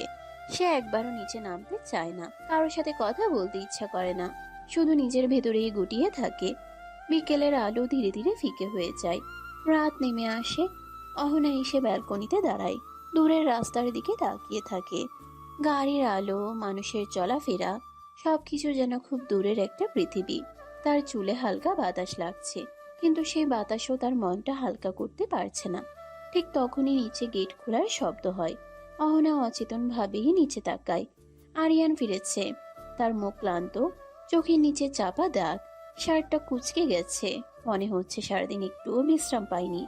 সে ধীরে ধীরে সিঁড়ি বেয়ে উপরে উঠে আসে। ব্যালকনিতে দাঁড়িয়ে থাকা অহনাকে দেখে এক মুহূর্ত থামে। দুজনের চোখ এক সেকেন্ডের জন্য মিলিত হয়, কিন্তু সেই দৃষ্টিতে কোনো কথা নেই, শুধু ক্লান্তি আর না বলা অনেক কিছু। আরিয়ান কিছু বলে না, সে সোজা রুমে ঢুকে যায়। অহনা স্থির হয়ে দাঁড়িয়ে থাকে, তার বুকের ভেতরটা হালকা কেঁপে ওঠে, কিন্তু সে নিজেও বুঝতে পারে না কেন। রুমের ভেতরে ঢুকে আরিয়ান সরাসরি ওয়াশরুমের দিকে চলে যায়। তার শরীর ভেঙে পড়ার মতো অবস্থা, মাথা ভারী, চোখ জ্বলছে, সারাদিন একটানা দৌড়াতে হয়েছে তাকে। হাসপাতালের করিডোর, ডাক্তার, রিপোর্ট সবকিছু মিলিয়ে তার মাথা এখনো ঘুরছে, কারণ তার আন্টি হঠাৎ করেই স্ট্রোক করেছেন। হঠাৎ খবর পেয়ে ছুটে যেতে হয়েছে, সারাদিন সেখানেই ছিল। এখনো ঠিক বুঝতে পারছে না পরিস্থিতি কেমন। সে শাওয়ার চালু করে দেয়, পানির নিচে দাঁড়িয়ে চোখ বন্ধ করে। পানির সাথে যেন সারাদিনের ক্লান্তি আর চাপা দুশ্চিন্তা গড়িয়ে পড়ছে। আর বাইরে ব্যালকনিতে দাঁড়িয়ে থাকা অহনা ধীরে ধীরে রুমে ফিরে আসে। তার মনে একটা প্রশ্ন ঘুরছে, সে কি সত্যি এত ব্যস্ত ছিল? কিন্তু সে প্রশ্নটা মুখে আনে না, শুধু নিঃশব্দে দাঁড়িয়ে থাকে। দুজন একই রুমে, কিন্তু দুজনের ভেতরে চলছে দুটো আলাদা যুদ্ধ। রুমের ভেতরে সেই চাপা নীরবতা সহ্য করতে না পেরে অহনা ধীরে ধীরে দরজার দিকে এগিয়ে যায়। তার মনটা অদ্ভুতভাবে অস্থির লাগছে, কিছু একটা যেন ঠিকঠাক হচ্ছে না। সে সিঁড়ি বেয়ে নিচে নামে, নিচে গিয়ে দেখে কিচেনে আরিয়ানের মা আর ভাবি একসাথে নাস্তা বানাচ্ছে। হালকা গরম ভাপ উঠছে, কড়াইয়ের শব্দ, চায়ের ক্যাটলির টুংটাং, একটা ঘরোয়া উষ্ণ পরিবেশ। অহনা কিছুক্ষণ চুপ করে দাঁড়িয়ে থাকে, তারপর ধীরে ধীরে এগিয়ে যায়। ভাবির পাশে গিয়ে একটু থেমে নরম গলায় বলে, ভাবি, এক কাপ কফি বানাবো? আরে তোমার বানাতে হবে না, আমি বানিয়ে দিচ্ছি। না ভাবি, আমি পারবো। ভাবি কিছুক্ষণ তাকিয়ে থাকে, তারপর হালকা হেসে সরে দাঁড়ায়। আচ্ছা বানাও, দেখি তোমার কফির স্বাদ কেমন। অহনা ধীরে ধীরে কফি বানাতে শুরু করে। হাতগুলো একটু কাঁপে, কিন্তু সে নিজেকে সামলে নেয়। গরম পানি, কফি, দুধ ধীরে ধীরে মিশিয়ে নেয় সবকিছু। কাপ থেকে হালকা ধোঁয়া উঠছে। কফিটা হাতে নিয়ে কিছুক্ষণ দাঁড়িয়ে থাকে, তারপর গভীর একটা নিঃশ্বাস নিয়ে রুমের দিকে হাঁটতে থাকে। তার পায়ের শব্দ ধীর, মনে একটা অদ্ভুত দ্বিধা। দরজাটা ঠেলে ভেতরে ঢুকে দেখে আরিয়ান গোসল করে ড্রেস চেঞ্জ করে ফেলেছে, চুল বেজা, মুখে এখনো ক্লান্তির ছাপ। সে বিছানার পাশে বসে আছে, মাথা নিচু। অহনা কিছু না বলে ধীরে ধীরে এগিয়ে যায়, তার সামনে গিয়ে কাপটা এগিয়ে ধরে। নাও। আরিয়ান একটু চমকে তাকায়, তার চোখে স্পষ্ট অবাক ভাব। এই আচরণটা সে একদমই আশা করেনি। সে কাপটা হাতে নেয়, চোখ সরায় না অহনার দিক থেকে। হঠাৎ এত উদার হলেন কেন? তার কণ্ঠে অবাক হওয়া, সাথে একটু খুনসুটি। অহনা চোখ সরিয়ে নেয়, মুখে বিরক্তিকর ভাব আনার চেষ্টা করে। বেশি কথা না বলে নাও, না হলে ফেলে দিব। কথাটার আগে সুরে বললেও তার ভিতরে সে আগের মতো তীব্রতা নেই। আরিয়ান হালকা করে হাসে, কাপটা ঠোঁটে তোলে। তার চোখে এবার একটুখানি নরম আলো ফুটে ওঠে। হয়তো প্রথমবার এই সম্পর্কের মধ্যে একটু অন্যরকম কিছু ঢুকতে শুরু করেছে। আরিয়ান কফির কাপটা হাতে নিয়ে কিছুক্ষণ চুপচাপ তাকিয়ে থাকে, তার চোখে ক্লান্তি আছে, কিন্তু তার থেকেও বেশি আছে এক অদ্ভুত টান। অহনা তখনও দরজার পাশে দাঁড়িয়ে কি একটা অস্বস্তি আর অজানা অনুভূতিতে স্থির হয়ে আছে। হঠাৎ করে আরিয়ান ধীরে ধীরে উঠে দাঁড়ায়, আর কোনো কথা না বলে এগিয়ে এসে অহনার হাতটা ধরে ফেলে। অহনা চমকে ওঠে, কি করছো আরিয়ান? কিন্তু পরের মুহূর্তেই আরিয়ান হালকা টান দিয়ে তাকে নিজের খুব কাছে নিয়ে আসে, এতটাই কাছে যে অহনা আর নিজেকে সামলাতে পারে না। আরিয়ান বিছানায় বসে পড়ে। অহনাও সামলাতে না পেরে আস্তে করে আরিয়ানের কোলে বসে পড়ে। এক মুহূর্তে পুরো ঘরটা থমকে যায়, শুধু দুজনের শ্বাসের শব্দ ছাড়া আর কিছু নেই। অহনা অবাক চোখে তাকায়। কি করছো তুমি? আরিয়ান শান্ত গলায় কফির কাপটা পাশে টেবিলে রেখে দেয়, তারপর খুব আস্তে করে অহনাকে পেছন থেকে জড়িয়ে ধরে। তার কণ্ঠ নরম গভীর। এত রাগ ভালো না ম্যাডাম। রাগ করবো কেন? ছাড়ো তুমি। ছাড়বো না, আজ একটু থাকুন না, বুকটা ভীষণ ফাঁকা লাগে, কাউকে দরকার। এই কথাটা শুনে অহনা একটু চুপ হয়ে যায়। তার রাগটা যেন ধীরে ধীরে নরম হয়ে আসে, তবুও সে নিজেকে সামলাতে চায়। যাকে খুশি তাকে বুকে নাও, আমি পারবো না, সরো। কিন্তু আরিয়ানা আর সরে না, শুধু আরো একটু শক্ত করে তাকে জড়িয়ে ধরে রাখে।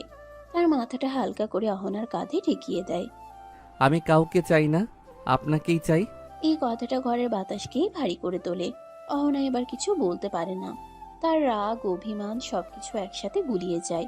সে শুধু চুপচাপ বসে থাকে আর অনুভব করে এই মানুষটা তার ভেতরের ভাঙা জায়গাগুলো খুব ধীরে ধীরে বুঝতে শিখেছে। একদিকে আরিয়ানের ভাঙা ক্লান্ত মন, অন্যদিকে অহনার চাপা অভিমান।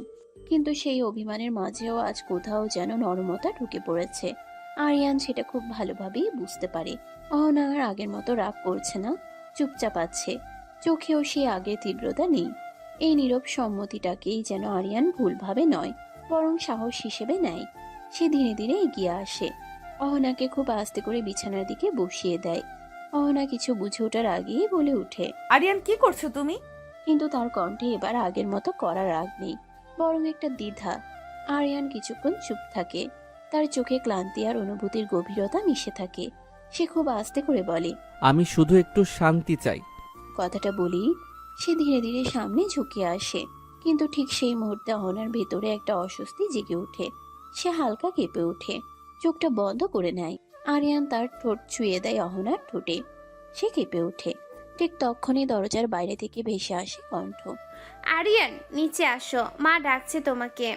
একই সাথে নিচ থেকে আরেকবার ডাকে। আরিয়ান, তোমাকে দরকার, তাড়াতাড়ি এসো। এই শব্দগুলো ঘরের ভেতরে সেই মুহূর্তটাকে একেবারে ভেঙে দেয়। অহনা হঠাৎ চোখ খুলে ফেলে, এক মুহূর্তে নিজেকে সামলে নেয়।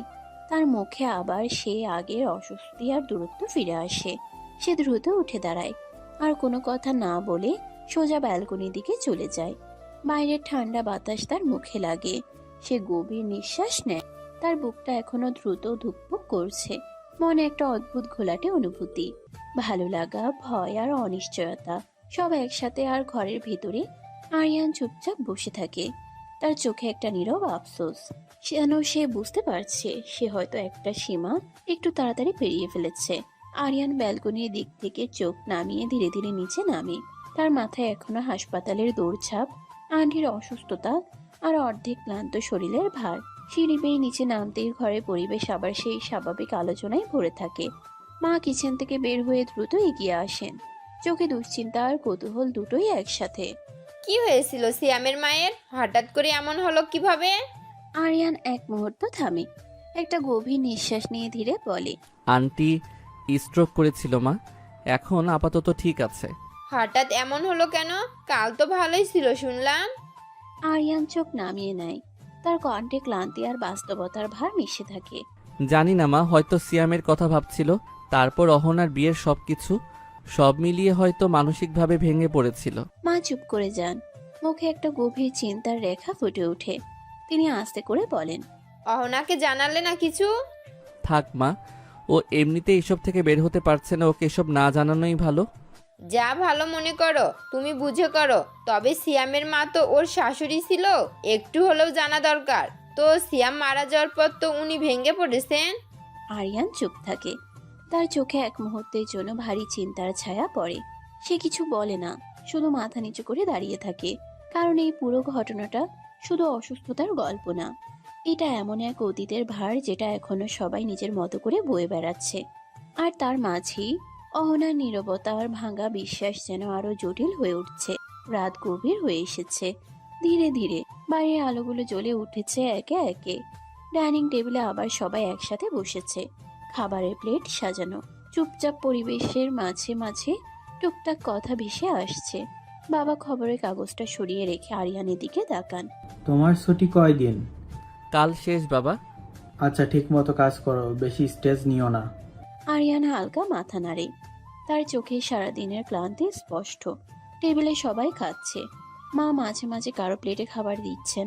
ভাবি টুকটাক গল্প করছে। আর অহনা, সে চুপচাপ খাচ্ছে, চোখ নিচে, মুখে কোনো অভিব্যক্তি নেই। কিন্তু সে অন্তত খাওয়ার টেবিল থেকে উঠে যায়নি।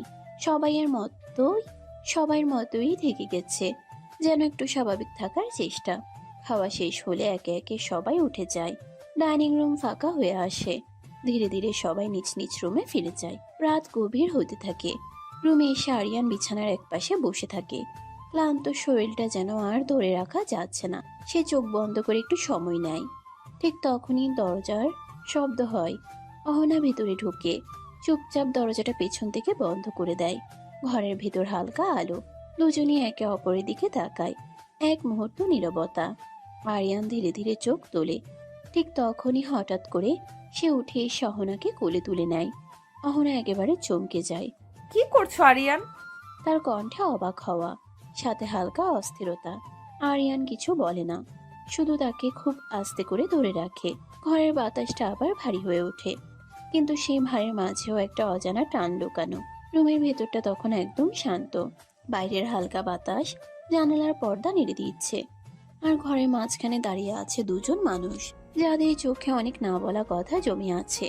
আরিয়ান ধীরে ধীরে এগিয়ে এসে অহনাকে কোল থেকে নামায়। এবার তার কোনো জোর নেই, বরং একরকম ভাঙা অনুভূতি। সে আস্তে করে অহনাকে বিছানায় বসিয়ে দেয়। অহনা কিছুটা অবাক হয়ে তাকায়। কি করছো আরিয়ান? আরিয়ান কিছুক্ষণ চুপ থাকে। তার চোখে ক্লান্তি, ভালোবাসা আর একরকম অস্থিরতা একসাথে। সে খুব আস্তে করে বলে, আপনাকে লাগবে এখন? লাগবে মানে? আরিয়ান এবার একটু এগিয়ে আসে। তার কণ্ঠ এবার আরো নরম। লাগবে মানে পাশে লাগবে। মনটা খুব খালি লাগে, আপনার কাছাকাছি না থাকলে শান্তি পাই না। এ কথাটি শুনে অহনার রাগ আর লজ্জা একসাথে মিশে যায়। সে চোখ নামিয়ে নেয়। কি বলছো এসব? আরিয়ান হালকা নিঃশ্বাস ফেলে। তার কণ্ঠে এবার একটু ভাঙা সুর। আমি জানি সব এত সহজ না, কিন্তু আপনি সবকিছু এত দূরে দূরে রাখেন কেন? আপনি কঠিন করতে চান বলেই সব কঠিন লাগে। অহনা আর কিছু বলে না, শুধু চুপচাপ বসে থাকে। তার বুকের ভেতর ধুকপুকানি বেড়ে যায়। ঘরটা আবার নীরব হয়ে যায়, কিন্তু সেই নীরবতার ভেতরে আছে একটা অদ্ভুত টান, যেটা দুজনকেই ধীরে ধীরে টেনে আনছে কাছে। আরিয়ান তার দিকে তাকিয়ে থাকে, আর অহনা চোখ নামিয়ে রাখে, যেন এই নীরবতাই এখন তাদের সবচেয়ে বড় ভাষা। ঘরের ভেতরের বাতাসটা যেন ধীরে ধীরে বদলে যাচ্ছে। রাত গভীর, চারদিকে নিস্তব্ধতা। শুধু দুজন মানুষের শ্বাসের শব্দই যেন শোনা যাচ্ছে। অহনা বিছানায় বসে আছে, চোখে দ্বিধা, বুকের ভেতর অদ্ভুত কাঁপন।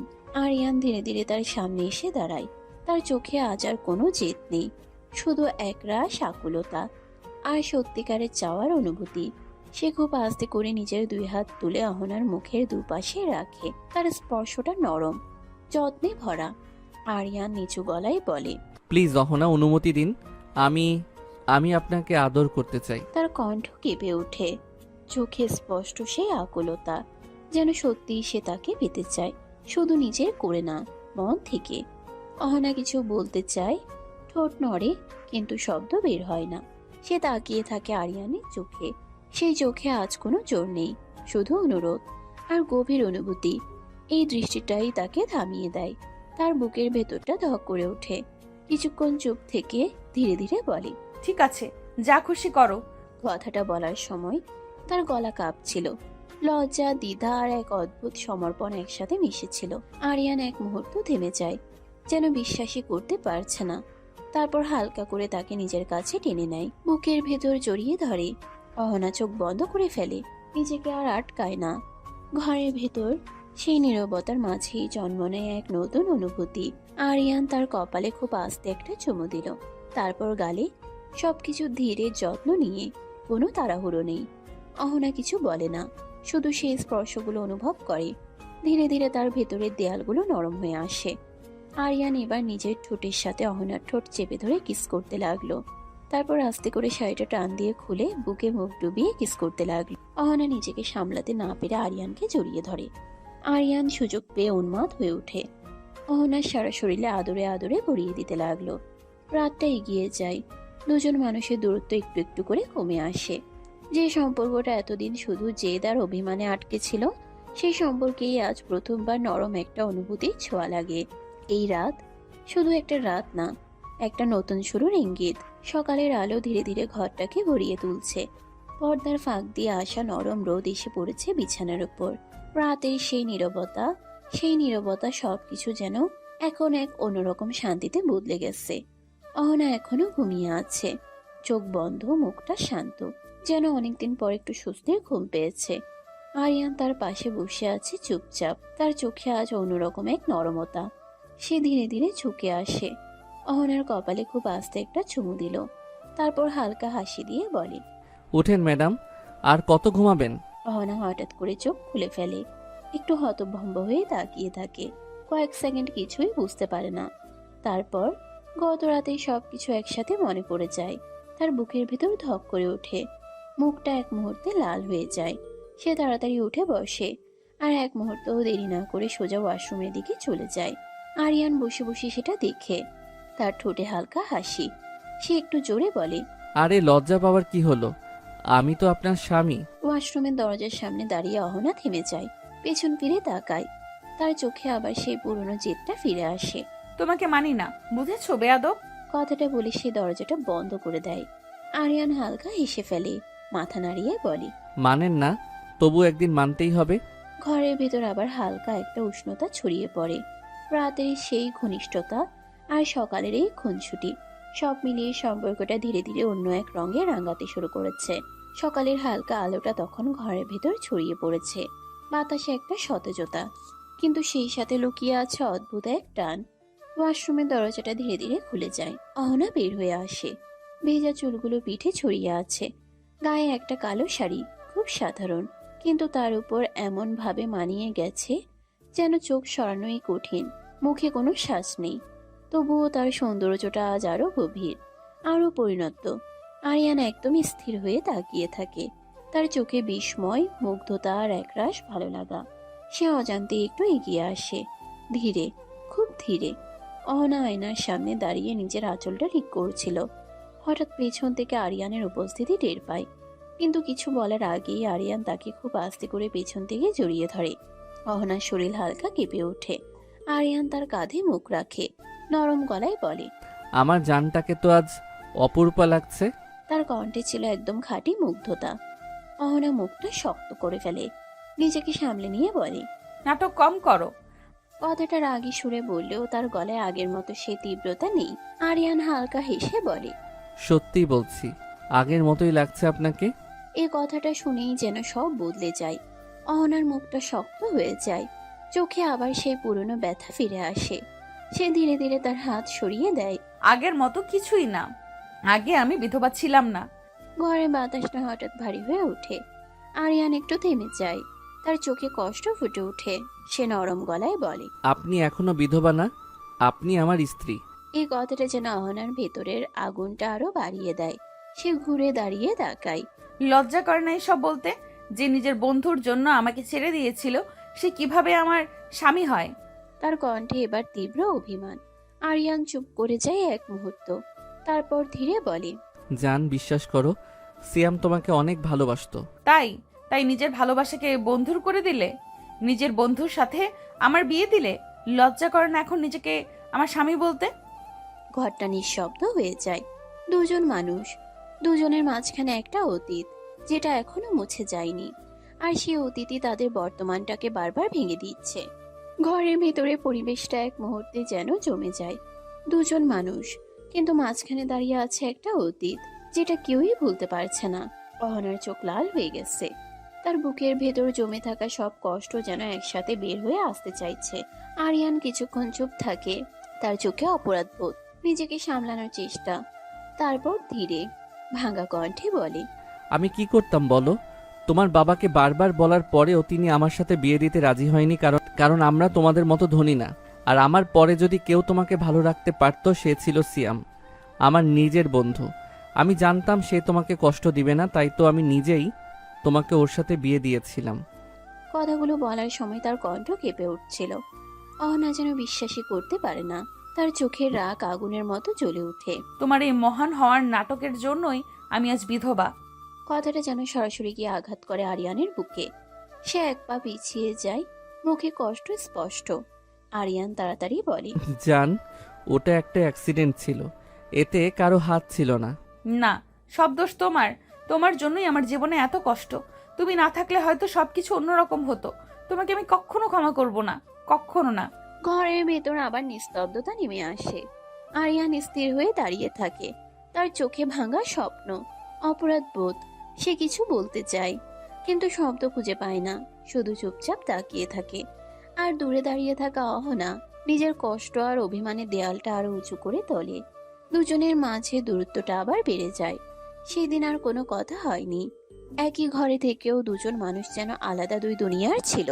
আরিয়ান কয়েকবার কিছু বলতে গিয়েছিল, কিন্তু প্রতিবারই অহনার চুপচাপ মুখ দেখে থেমে গেছে। অহনা একবারও তার দিকে ফিরে তাকায়নি, একটা কথাও বলেনি। রাতটা কেটে গেছে নিঃশব্দে, না কোনো ঝগড়া, না কোনো বোঝাপড়া, শুধু দূরত্ব। পরের দিন সকালটা অন্যদিনের মতোই শুরু হয়, কিন্তু ভেতরের অস্বস্তিটা আগের থেকেও বেশি। আরিয়ান সকালে উঠে পড়ে। অফিসে যেতে হবে আজ, ছুটি শেষ।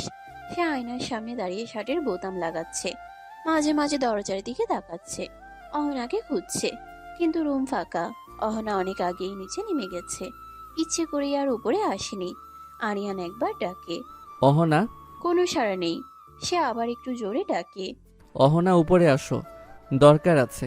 তার কণ্ঠে অস্থিরতা, কিন্তু নিচে অহনা রান্নাঘরে দাঁড়িয়ে ভাবির সাথে কাজ করছে, সবজি কাটছে, মাঝে মাঝে চুলার দিকে তাকাচ্ছে। তার মুখে কোনো ভাব নেই, যেন কিছুই হয়নি, কিন্তু ভেতরে ভেতরে সে সবই শুনছে। আরিয়ানের ডাকো। ভাবি হালকা হেসে বলে, অহনা, শুনে আসো না কি বলছে।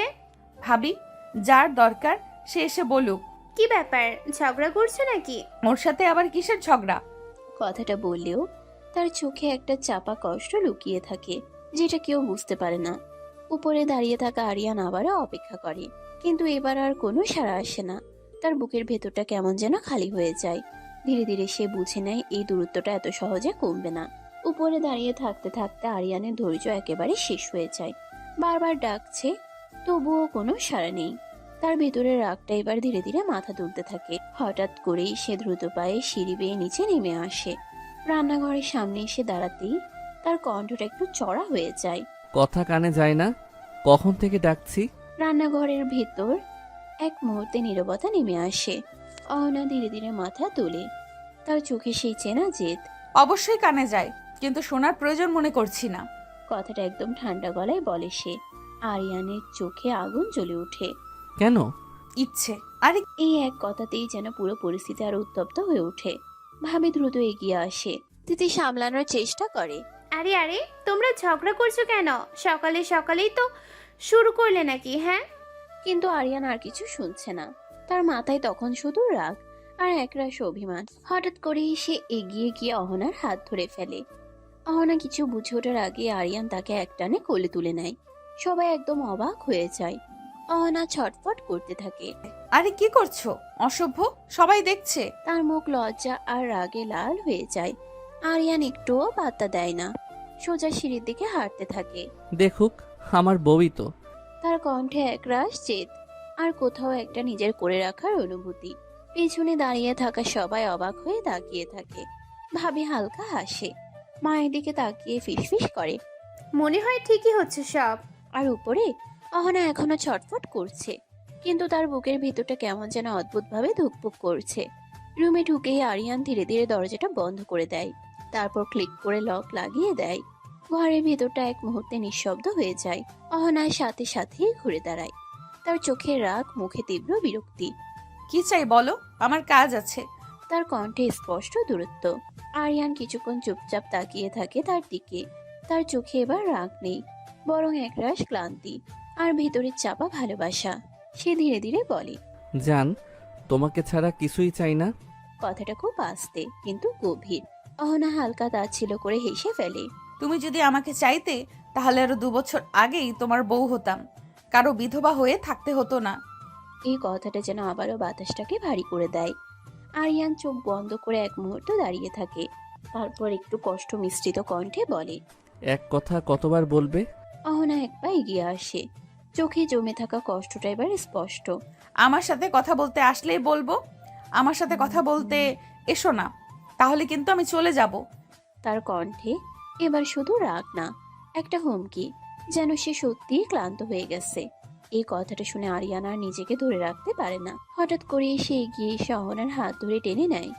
অহনাকে নিজের কাছে এনে জড়িয়ে ধরে, কিন্তু এবার সেই জড়িয়ে ধরা জোর করে না, বরং আটকে রাখার একরাশ আকুলতা। তার কণ্ঠ নিচু ভারী। আমার থেকে পালাতে পারবে না জান, আমার সাথেই থাকতে হবে। অহনা থেমে যায়, তার বুকের ভেতরটা কেঁপে ওঠে। সে কিছু বলতে চায় কিন্তু শব্দ খুঁজে পায় না। দুজনেই চুপ হয়ে যায়। এই নীরবতার মাঝেই বোঝা যায় তাদের সম্পর্কটা শুধু ঝগড়া না, এর ভেতরে আছে অদ্ভুত এক টান, যেটা কেউ অস্বীকার করলেও ভাঙতে পারছে না। রুমের ভেতরে সেই কথাগুলো আর এগোয় না। দুজনেই থেমে যায় নিজেদের জায়গায়। আরিয়ান আর কিছু বলে না, একবার তাকায় অহনার দিকে, তার চোখে ক্লান্তি, অভিমান আর একরাশ অসহায়ত্ব। তারপর ধীরে ধীরে সরে যায়। দরজাটা খুলে বাইরে বের হয়ে যায়। সিঁড়ি বেয়ে নিচে নামতে নামতে তার পায়ের শব্দটা যেন ভারী হয়ে ওঠে। নিচে যেতেই মা ডাক দেয়, আরিয়ান, খেয়ে যা বাবা। লাগবে না মা, দেরি হয়ে যাচ্ছে। এক লোকমা খেয়ে যা। কিন্তু সে আর ফিরে তাকায় না। দ্রুত দরজা খুলে বাইরে চলে যায়, খালি পেটে, ভেতরে জমে থাকা সবকিছু নিয়েই। এদিকে অহনার রুমের ভেতরেই বসে থাকে, দরজাটা বন্ধ। তার চোখে কোনো জল নেই, কিন্তু ভেতরে ভেতরে সে নিজেই নিজের সাথে লড়ছে। মা একবার এসে ডেকে গেছে। মা খেতে আয়। খেতে ইচ্ছে করছে না। কিছুক্ষণ পর ভাবি চুপচাপ দরজা ঠেলে ঢুকে পড়ে, হাতে একটা প্লেট। কিছু না বলে সামনে রেখে দেয়। না খেলে শরীর খারাপ করবে, এইটুকু খেয়ে নিও। অহনা কিছু বলে না, শুধু তাকিয়ে থাকে প্লেটটার দিকে। ভাবি একটু দাঁড়িয়ে থেকে বের হয়ে যায়। ঘরটা আবার নিঃশব্দ হয়ে যায়। সারাদিন এভাবেই কেটে যায়। কেউ কারোর সাথে কথা বলে না, কিন্তু দুজনের মনে একে অপরের কথাই ঘুরে বেড়ায়। বিকেলের দিকে ভাবি আবার আসে, এবার মুখে হালকা হাসি। চলো ছাদে যাই, একটু হাওয়া খেলে ভালো লাগবে। অহনা প্রথমে না করতে চায়, কিন্তু পরে চুপচাপ উঠে পড়ে। দুজনে একসাথে ছাদে যায়। ছাদে হালকা বাতাস, দূরে আকাশটা কমলা রঙে রাঙা।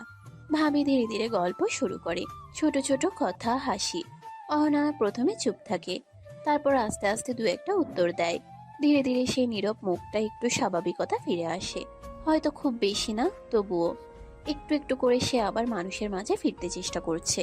সন্ধ্যার আলোয় ধীরে ধীরে ঘর ভরতে শুরু করেছে। বাইরে আকাশে অন্ধকার নামছে, আর সেই সাথে দিনের ক্লান্তিটাও যেন চারিদিকে ছড়িয়ে পড়ছে। দরজার বাইরে গাড়ির শব্দ হয়। আরিয়ান ফিরে এসেছে, তার মুখে ক্লান্তি স্পষ্ট, চোখের নিচে হালকা কালি, শার্টটা একটু কুঁচকে গেছে। সে ধীরে ধীরে ভেতরে ঢুকে। প্রথমেই তার চোখ খোঁজে অহনাকে। রুমে ঢুকে দেখে ফাঁকা, কেউ নেই। তার বুকটা কেমন হঠাৎ যেন ধপ করে ওঠে। সে দ্রুত নিচে নামে। ড্রয়িং রুম, কিচেন কোথাও নেই। তার মাথায় হঠাৎ একটা ভয় ঢুকে যায়, আবার চলে গেল নাকি। তার পা যেন নিজে থেকেই দ্রুত চলতে শুরু করে। সে তাড়াতাড়ি মাকে ডাক দেয়। মা, অহনা কোথায়? তার কণ্ঠে অস্থিরতা স্পষ্ট। মা কিচেন থেকে বের হয়ে আসে, হালকা অবাক হয়ে তাকায়। ছাদে গেছে তোর ভাবির সাথে। এই কথাটা শুনে আরিয়ান একটু থেমে যায়। তার বুকের ভেতরে চাপটা ধীরে ধীরে কমে আসে। সে আর কিছু বলে না, চুপচাপ সিঁড়ি দিয়ে উপরে উঠে যায়। রুমে ঢুকে দরজাটা চাপিয়ে দেয়। তার শরীরটা যেন আর চলছে না। সে ধীরে ধীরে ওয়াশরুমে গিয়ে ফ্রেশ হয়, মুখে পানি দেয়, কিন্তু ক্লান্তিটা কাটে না। আজ সারাদিন কিছু খায়নি, পেট খালি, মাথা ভারী, সবকিছু মিলিয়ে শরীরটা ভেঙে পড়ার মতো। ফ্রেশ হয়ে এসে বিছানায় শুয়ে পড়ে, একটু চোখ বন্ধ করে। অহনা। মনে মনে নামটা আসে, তারপর আর কিছু ভাবার শক্তি থাকে না। ক্লান্ত শরীরটা ধীরে ধীরে ঘুমের কাছে হার মানে। নিঃশব্দে আর বাইরে ছাদে অহনা এখনো জানে না কেউ একজন সারাদিন না খেয়ে শুধু তাকে ভেবেই ক্লান্ত হয়ে ঘুমিয়ে পড়েছে। ছাদ থেকে নামতে নামতে অহনার মনটা অদ্ভুতভাবে হালকা লাগছিল। ভাবির সাথে টুকটাক গল্প, একটু হাসি। অনেকদিন পর যেন নিজের ভেতরে ভারটা একটু কমেছিল। সে ধীরে ধীরে রুমের দরজা খুলে ভেতরে ঢুকে। ভেতরে ঢুকেই থেমে যায়। আরিয়ান বিছানায় শুয়ে আছে, গভীর ঘুমে। এই সময় তাকে ঘুমোতে দেখে অহনা একটু অবাক হয়ে যায়, কারণ এই সময় তো সে সাধারণত জেগে থাকে। অহনা কিছুক্ষণ দাঁড়িয়ে তাকিয়ে থাকে, তার মুখে ক্লান্তির ছাপ স্পষ্ট, চোখ বন্ধ, নিঃশ্বাস ভারী, কেমন যেন অসহায় লাগছে তাকে। অজান্তেই অহনার পা এগিয়ে যায়, সে ধীরে ধীরে বিছানার পাশে বসে, একটু দ্বিধা নিয়ে হাত বাড়িয়ে দেয়, তার কপালে হাত রাখে, আর সাথে সাথেই চমকে ওঠে, গা যেন জ্বরে পুড়ে যাচ্ছে। হায় আল্লাহ! সে তাড়াতাড়ি উঠে দাঁড়ায়, দৌড়ে ওয়াশরুমে গিয়ে পানি নিয়ে আসে, একটা কাপড় ভিজিয়ে নিয়ে আসে, আবার এসে বসে। তার হাত কাঁপছে কিন্তু সে থামে না, ধীরে ধীরে আরিয়ানের কপালে জলপট্টি দিতে থাকে, বারবার কাপড় ভিজিয়ে এনে চেপে ধরে। তার চোখে এখন আর রাগ নেই, শুধু দুশ্চিন্তা। সে খুব আস্তে করে ডাকে, আরিয়ান শুনছো? কেমন লাগছে এখন? তার কণ্ঠে অজান্তেই কোমলতা চলে আসে। আরিয়ান হালকা নড়ে ওঠে, চোখ পুরোপুরি খোলে না, ক্লান্ত শরীর, জ্বরের ঘোর। সে হাত বাড়িয়ে দেয়, অহনাকে কাছে পেয়ে হঠাৎ করেই তার কোমর জড়িয়ে ধরে। অহনা চমকে উঠে, আরিয়ান চোখ বন্ধ রেখে ভাঙা কণ্ঠে বলে, তুমি থাকলে সবসময় ভালো লাগে জান। কথাগুলো এতটাই অসহায় আর সত্যি শোনায়, অহনা স্থির হয়ে যায়, তার বুকের ভেতরটা কেঁপে ওঠে। সে কিছু বলে না, শুধু চুপচাপ বসে থাকে। তার হাতটা এখন আরিয়ানের কপালে জলপট্টি দিচ্ছে, আর ধীরে ধীরে তার নিজের মনটাও যেন নরম হয়ে যাচ্ছে। রাতটা ধীরে ধীরে আরো ভারী হয়ে উঠছে, ঘরের ভেতরটা নীরব, শুধু ফ্যানের হালকা শব্দ আর মাঝে মাঝে আরিয়ানের ভারী শ্বাস। অহনা এখনো বিছানার পাশে বসে আছে, তার হাতে ভেজা কাপড়। সে একের পর এক কপালে জলপট্টি দিচ্ছে, মুখে কোনো কথা নেই কিন্তু চোখে চিন্তা স্পষ্ট। হঠাৎ দরজার বাইরে পায়ের শব্দ শোনা যায়, আর পর মুহূর্তেই দরজা খুলে ভিতরে ঢোকেন মা। আরিয়ান, রাতের খাবার। কথাটা শেষ না হতেই তিনি থেমে যান, বিছানায় চোখ পড়তেই তার মুখের রং পাল্টে যায়। আরিয়ান অচেতন ঘুমে গা ঘেমে ভিজে আছে, শ্বাস ভারী। মা সাথে সাথে ছুটে আসেন। কি হয়েছে? মা, আরিয়ানের জ্বর এসেছে। মা একবার তার কপালে হাত রাখেন, মুহূর্তে বুঝে যান অবস্থা ভালো না। হায় আল্লাহ, এত জ্বর নিয়ে পড়ে আসো, আর কেউ দেখে না? ওকে কিছু খাওয়াতে হবে, আর সাথে ঔষধ, খালি পেটে জ্বর কমবে না। কথা শেষ করেই তিনি দ্রুত ঘর থেকে বের হয়ে যান। কিছুক্ষণ পরই ফিরে আসেন হাতে হালকা খাবার আর ওষুধ নিয়ে। মা বিছানার পাশে বসে আরিয়ানকে ডাকেন। আরিয়ান বাবা, ওঠো, একটু খেয়ে নাও। আরিয়ান ধীরে ধীরে চোখ খোলে, চোখে ক্লান্তির ছাপ, সে কিছু বুঝতে পারে না ঠিক মতো। মা ধীরে ধীরে তাকে তুলে বসান, একটু করে খাবার মুখে দেন। একটু খেয়ে নে, শরীরটা শক্ত না হলে জ্বর কমবে না। আরিয়ান বাধ্য শিশুর মতো কয়েক লোকমা খায়, খেতে কষ্ট হচ্ছে তবুও খাচ্ছে। অহনা পাশে দাঁড়িয়ে চুপচাপ দেখে, তার চোখে অজানা এক অস্থিরতা। খাওয়া শেষ হলে মা আবার পানি দেন, তারপর ঔষধ হাতে তুলে দেন। এই নে, ঔষধটা খেয়ে ফেল। আরিয়ান ধীরে ধীরে ওষুধটা খেয়ে নেয়। সব শেষ হলে মা কপালে হাত বুলিয়ে বলেন, এখন একটু ঘুমা। আরিয়ান আবার ধীরে ধীরে শুয়ে পড়ে, চোখ বন্ধ, কিন্তু এবার আগের মতো অস্থির না। মা উঠে দাঁড়িয়ে অহনার দিকে তাকান, তারপর অহনাকে নিচে খেতে যেতে বলে একটা দীর্ঘ নিঃশ্বাস ফেলে চুপচাপ ঘর থেকে বের হয়ে যান। ঘরে এখন আবার নীরবতা, শুধু বিছানায় শুয়ে থাকা একজন অসুস্থ মানুষ, আর তার পাশে দাঁড়িয়ে থাকা এক অদ্ভুত দ্বিধায় ভরা মেয়ে। রাত তখন গভীর, ঘরের সব আলো নিভে গেছে ধীরে ধীরে, শুধু একটা ঘর জেগে আছে, আর ভেতরে জমে থাকা অনুভূতিগুলো। অহনা নিচে নেমে যায় চুপচাপ, রান্নাঘর থেকে একটু হালকা কিছু খেয়ে নেয়, কিন্তু খাওয়ার মাঝে মনটা কোথাও নেই। তার চোখ বারবার উপরে চলে যায়, যেখানে শুয়ে আছে অসুস্থ আরিয়ান। উঠে সে আবার উপরে চলে আসে, ঘরে ঢুকে দেখে আরিয়ান ঘুমিয়ে গেছে, শুধু নীরবতা। সে ধীরে ধীরে ব্যালকনির দিকে রেলিং ধরে দাঁড়ায়, বাইরে হালকা ঠান্ডা বাতাস, আকাশে নীরব তারারা, কিন্তু তার চোখে তারার মতো কিছু নেই, শুধু পানি জমে আছে। সে চুপচাপ কাঁদছে, হাত দিয়ে চোখ মুছছে বারবার, কিন্তু কান্না থামছে না। মনে মনে নিজেকেই দোষ দিচ্ছে সে। আমি কি বেশি বলে ফেললাম? ও কি সত্যি আমার জন্যই অসুস্থ হয়েছে? মনে মনে নিজেই নিজেকে দোষ দিচ্ছে।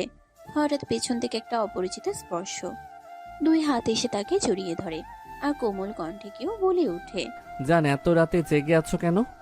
অহনা চমকে ওঠে, কিন্তু সাথে সাথেই থেমে যায়, কারণ সেই স্পর্শটা আর সেই গন্ধটা। জ্বরের মানুষ আর আগের মতো নেই, শরীরের উত্তাপ কমে এসেছে। সে বুঝতে পারে জ্বর কিছুটা কমেছে, কিন্তু সে কিছু বলে না, শুধু চুপচাপ দাঁড়িয়ে থাকে। আরিয়ান তাকে ধীরে ধীরে নিজের দিকে ঘুরিয়ে নেয়, তার চোখ পড়ে যায় অহনার চোখে, লাল হয়ে আছে, ভেজা। সে থমকে যায়। কান্না করো কেন জান? আমি কি কষ্ট দিছি তোমাকে? তুমি এমন কেন? আমার উপর রেগে শরীর খারাপ বানিয়েছো কেন? কথাটা বলতেই তার গলা কেঁপে ওঠে। আরিয়ান এক মুহূর্ত চুপ, তারপর হালকা হেসে ফেলে, একটা শান্ত সহজ হাসি। ধুর বোকা, কাজের চাপ ছিল তাই এমন হয়েছে। কথাটা বলেই সে আবার আস্তে করে অহনাকে জড়িয়ে ধরে। আর এবার সেই জড়িয়ে ধরা আগের মতো জেদি না, এটা নরম, শান্ত আর ভরসার। ব্যালকনির হাওয়ায় দুজন আবার চুপ হয়ে যায়, কিন্তু এবার সেই চুপ থাকা আর দূরত্ব না, এটা একটু একটু করে কাছে আসার শুরু। ব্যালকনির হালকা ঠান্ডা বাতাসে দুজন দাঁড়িয়ে আছে। রাতটা যেন আরো নরম হয়ে এসেছে, চারপাশে নিঃশব্দতা, কিন্তু তাদের ভেতরে জমে থাকা অনুভূতিগুলো একেবারে উথাল পাথাল। অহনা আর এক মুহূর্ত চুপ থাকতে পারে না। সব অভিমান, সব কষ্ট, সব দ্বিধা যেন হঠাৎ ভেঙে পড়ে। সে ধীরে ধীরে এগিয়ে এসে আরিয়ানকে জড়িয়ে ধরে, তার কণ্ঠ কাঁপছে, চোখে জল। আমাকে আদর করো আরিয়ান, আমার মনের সব কষ্ট দূর করে দাও। কথাটা বলেই সে আরো শক্ত করে জড়িয়ে ধরে, যেন ভয় পায় এখনই যদি হারিয়ে যায় এই অনুভূতিটা। আরিয়ান এক মুহূর্ত থেমে যায়, তার চোখে বিস্ময় আর অপার ভালোবাসা। সে ধীরে ধীরে অহনার কপালে হাত রাখে, তারপর খুব আস্তে সেখানে চুমু দেয় আর ভাঙা গলায় বলে, আজ তোমাকে অনেক ভালোবাসবো সোনা। তোমার সব রাগ, সব অভিমান, সব কষ্ট মুছে দিব। তার কণ্ঠে ছিল এক অদ্ভুত শান্তি, যেন এতদিনের সব দূরত্ব আজ শেষ হয়ে যাচ্ছে। সে ধীরে ধীরে অহনাকে কোলে তুলে নেয়। অহনা কোনো বাধা দেয় না, বরং চোখ বন্ধ করে সেই ভরসাটা অনুভব করে। রুমে এনে খুব আস্তে করে বিছানায় শুয়ে দেয়। দুজনের চোখ আবার একে অপরের দিকে। কোনো রাগ নেই, কোনো অভিযোগ নেই, শুধু একটা নীরব অনুভব, যেটা ভাষায় বলা যায় না। আরিয়ান ধীরে ধীরে তার কপালে হাত বুলিয়ে দেয়। অহনা চোখ বন্ধ করে সেই স্পর্শটা অনুভব করে। ঘরের আলোটা ধীরে ধীরে ম্লান হয়ে আসে, বাইরের রাতটা আরো গভীর হয়ে যায়। আর সেই ঘরের ভেতর দুজন মানুষ হারিয়ে যায় একে অপরের ভরসা আর অনুভূতির মাঝে। নিঃশব্দে ধীরে ধীরে ভালোবাসার এক নতুন অধ্যায় শুরু হয়। সমাপ্ত।